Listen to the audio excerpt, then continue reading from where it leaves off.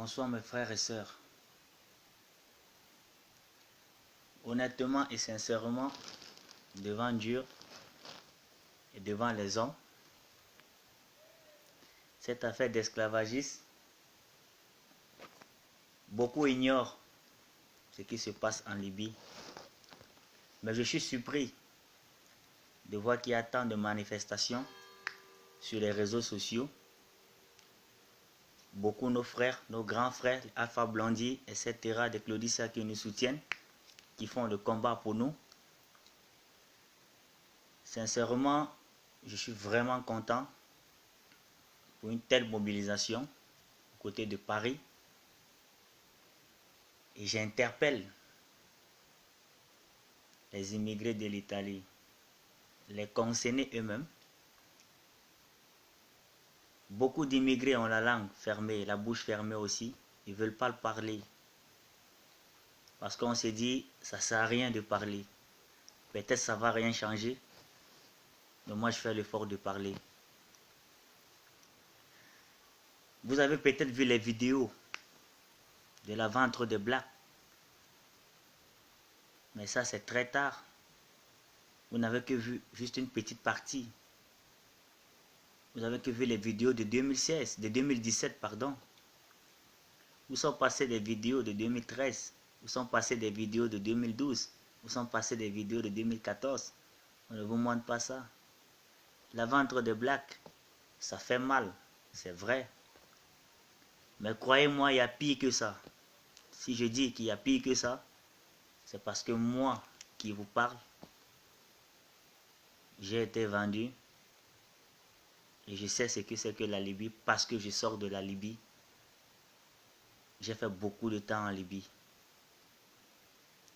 et je le maîtrise dans ma main. Si nous les Africains, nous restons tranquilles, c'est parce qu'on ne veut pas créer une division entre nous les Africains. Parce que si je commence à parler, ça va créer une division entre nous les Africains.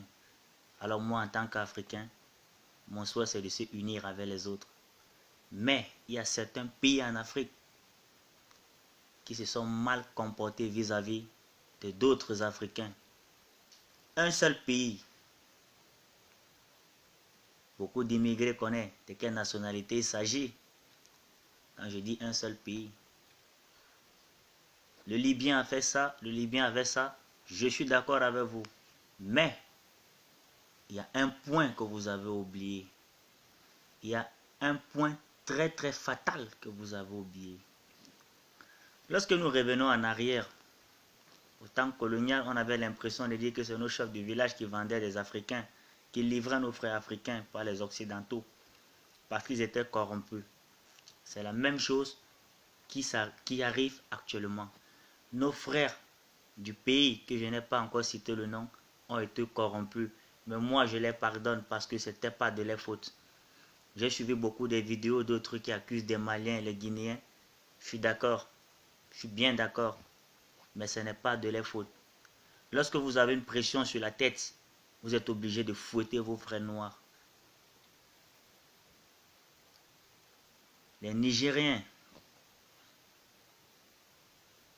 la torture que les Nigériens ont appliquée aux Blacks en Libye dans des prisons. Wallahi Talab Arazin. Seul Dieu reconnaît cette torture-là. Mais moi, je les pardonne. Certains immigrés venant de la Libye portent encore ce chagrin. Mais je vous demande pardon, mes frères, de déposer ce fardeau. Si un Nigérien avait une pression dans la tête, lorsque vous travaillez avec des gens qui vous mettent des armes, vous êtes obligé de torturer vos frères parce que vous n'avez pas le choix. La Libye, ce n'est pas un pays facile. Il faut vivre la réalité. Il faut vivre sur le terrain libyen pour comprendre exactement ce qui se passe. Moi, j'ai été vendu à 150 000 francs CFA dans la ville de Sabah, que beaucoup connaissent. J'ai travaillé pendant 6 mois dans le champ Avec la grâce de Dieu, je me suis enfui. Mais je n'étais pas sauvé.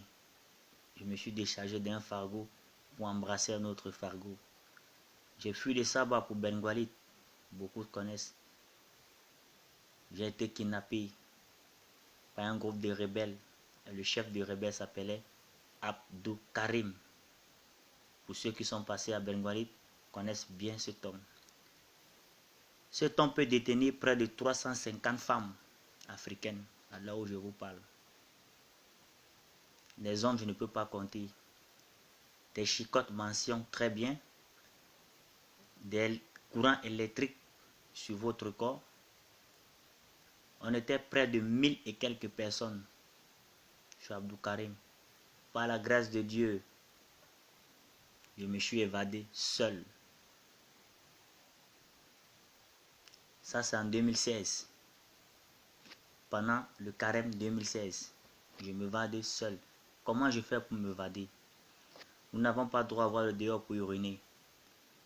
Mais parce que je parle l'arabe, ça m'a donné l'opportunité d'aller faire des selles à l'extérieur. Et j'ai profité de ces selles pour m'enfuir avec des âmes qui me poursuivaient. Je n'ai jamais couru. Cette nuit-là, j'ai vraiment couru. Et je crois que c'est... S'il fallait nommer même ou me donner un trophée, j'aurais dû bénéficier d'un trophée pour la course que j'ai faite. Parce que je sauve ma tête. Quand j'arrive à l'extérieur, je ne peux pas aider mes frères qui sont à l'intérieur. Je ne peux pas me plaindre chez quelqu'un. Tous c'est le même panier. Lorsque les ONG viennent regarder des blacks dans des prisons, on vous habille en ensemble Adidas pour donner l'impression que ça va, vous allez bien dans une prison. Il n'y a pas un immigré qui va parler, tu es mort. Ils arrivent dans l'intention de vous déporter. Ils ne vous déportent jamais. Il y a un business entre les organisations mondiales et la Libye. C'est un jeu trop facile.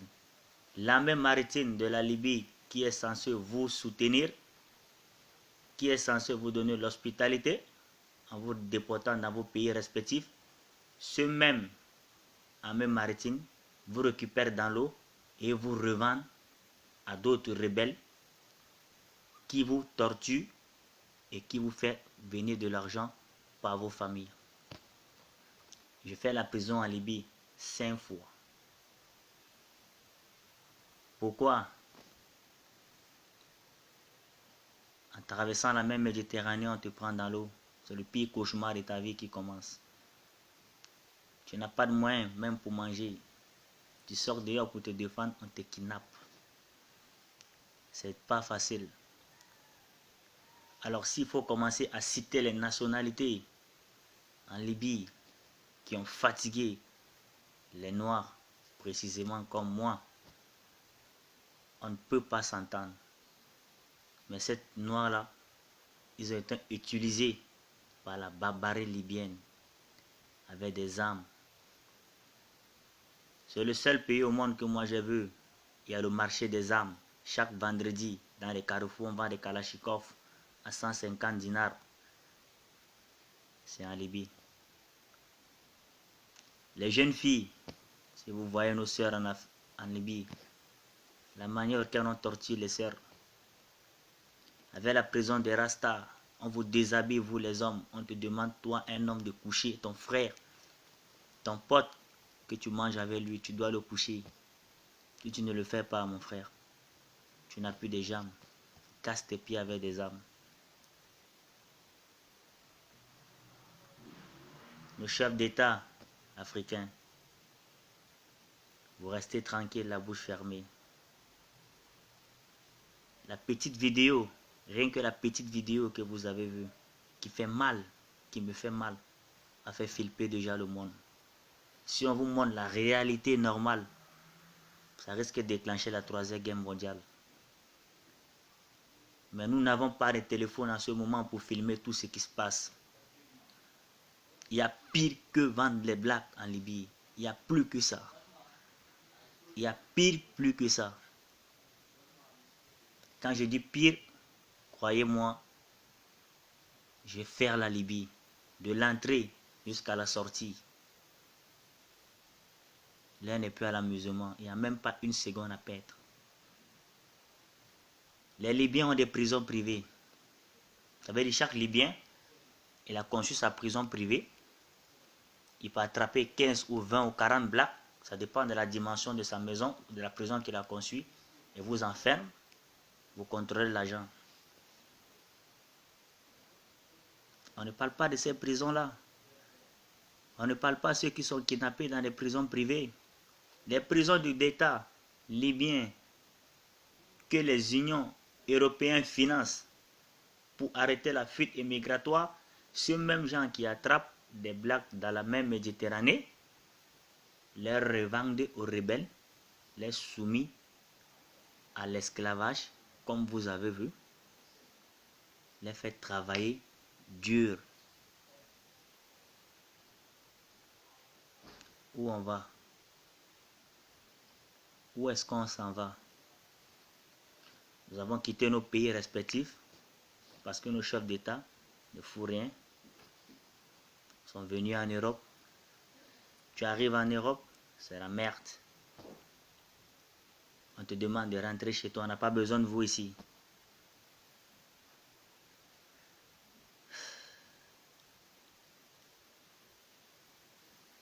Un jour,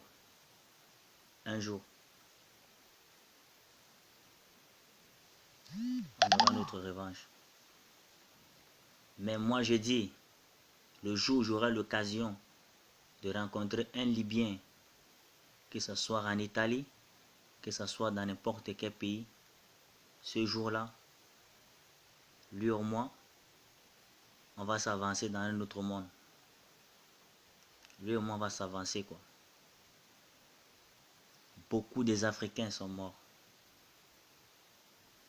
Quand les Africains meurent dans l'eau, quand les cadavres sortent au niveau de Zouara, où je vivais, dans la ville où j'étais, il n'y a personne qui filme ça. Je vais vous donner un exemple très simple.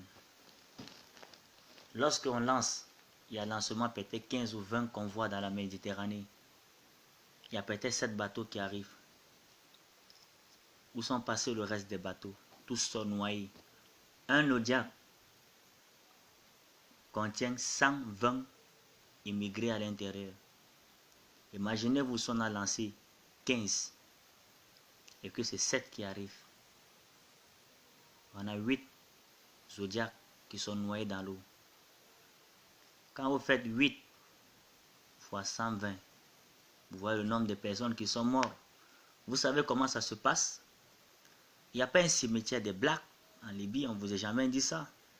Vous n'avez jamais posé la question de savoir où sont passés les cadavres des Africains qui sont restés dans la Méditerranée. Vous n'avez jamais compris le système. On récupère les blacks qui sont morts, ça fait tout un tas de cadavres. On va creuser un grand trou. On verse les cadavres à l'intérieur. On ne verse pas la terre, attention.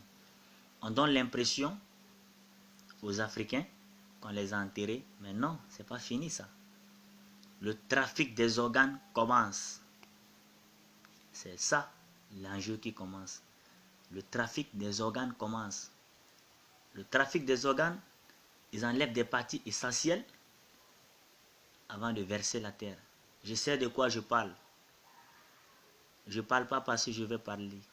Je parle ce que j'ai vu, ce que j'ai assisté. J'ai fait beaucoup d'années en Libye. Je connais de quoi il s'agit. Le trafic des organes commence. Ils décapitent le corps des Africains pour prendre les organes qu'ils en ont besoin pour les vendre aux Occidentaux. Il y a des bateaux américains sur la mer. Il y a des bateaux français sur la mer. Soi-disant qu'ils viennent prendre du pétrole. C'est pas du pétrole, man. C'est du business. C'est pas de pétrole. Lorsque vous entendez, il y a 4 ou 25 convois qui a chavié dans la mer, où sont passés les corps? On ne parle pas de ça. Ça fait rire, mais ça fait vraiment pleurer, mon frère. On ne parle pas de ça. Il y a plein, des millions des Africains qui sont morts en Libye. Je ne peux même pas citer les noms. Certaines familles pensent que les enfants sont en Europe, mais c'est maïs, man. Tu ne peux pas parler parce que tu vas touffer la famille. Il y en a plein. Les mêmes Libyens qui vous kidnappent, qui vous vendent dans l'esclavage, quand vos frères meurent dans la Méditerranée, ils vous utilisent d'aller nettoyer les plages. Vous enlevez les corps dans la Méditerranée, vous les déposez, on vous renvoie dans vos prisons qu'ils ont conçues pour vous. Les corps les appartiennent. C'est fini, il n'y a plus de suite. Tu n'es pas en possession d'un téléphone, tu n'es pas en possession d'un réseau social pour annoncer au moins la famille de ces derniers. Il n'y a rien, tu ne peux rien faire. Je suis Camerounais. J'ai perdu beaucoup de mes amis. À l'heure où je vous parle, beaucoup sont en prison. Des prisons que même des chefs d'État africains ne peuvent jamais retrouver dans les sous-sols. Il faut quelqu'un qui maîtrise le terrain. Il faut quelqu'un qui connaît le terrain pour citer ces prisons-là.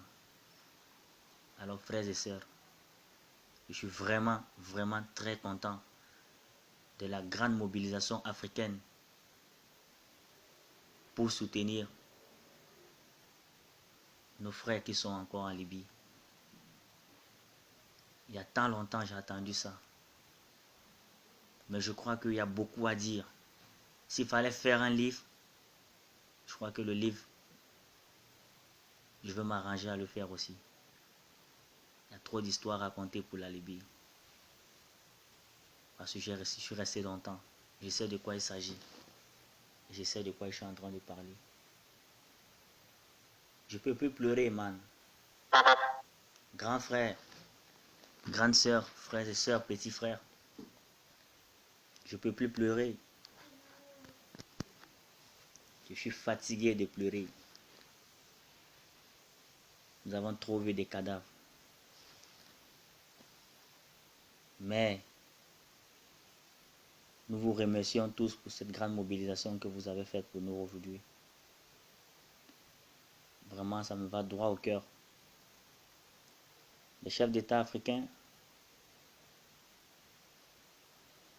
que vous veniez, que vous ne veniez pas, vous avez déjà montré votre mauvais côté.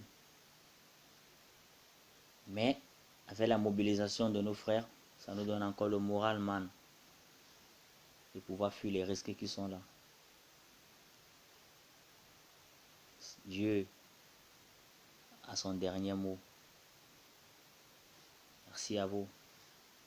Vraiment un grand merci. Il y a beaucoup à dire. On ne peut pas tout citer en une journée. Merci. Ciao.